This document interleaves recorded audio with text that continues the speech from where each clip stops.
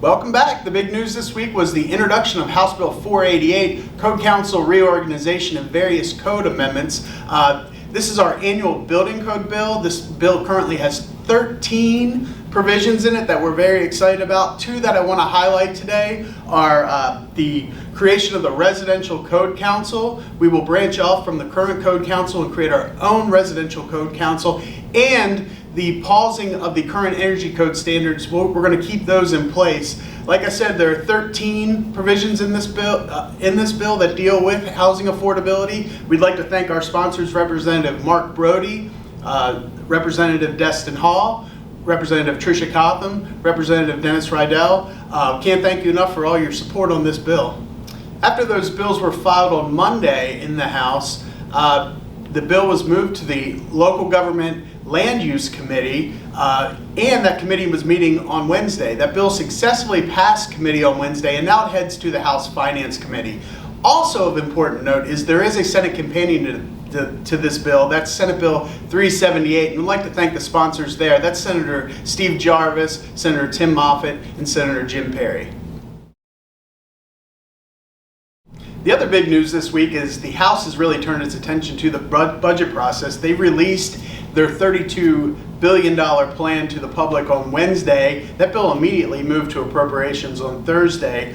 We don't have a whole lot to do with the budget, but we do have two minor provisions in there. One deals with a appropriation to the Be Pro, Be Proud initiative, which travels across the state, introducing young children in middle and high school to the rewarding careers in the trades. And another one is the pre-apprentice certificate training program, which will now be put in public schools across the state. That's an option for these local schools to have another path for students to learn the rewarding careers in the trades.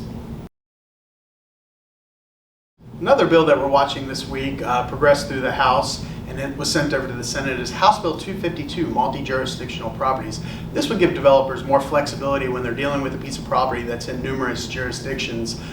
Similar legislation has passed the House in previous sessions, only to stall in the Senate. So we'll see what happens with this legislation moving forward. Now let me introduce you to our Legislator of the Week, Representative Allison Dahle from right here in Wake County.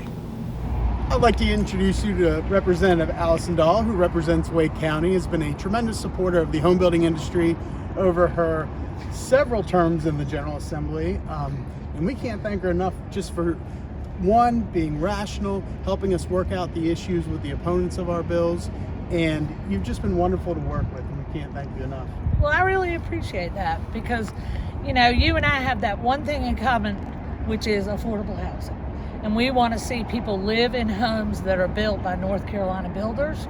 And so I really want folks to know that we're here to support people in North Carolina, and if you happen to be a builder, then we're supporting you.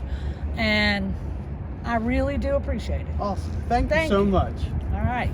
Thank you, Representative Dahle, for your support over the last several sessions. Can't thank you enough for all that. For more information, read our written legislative report. See you next week.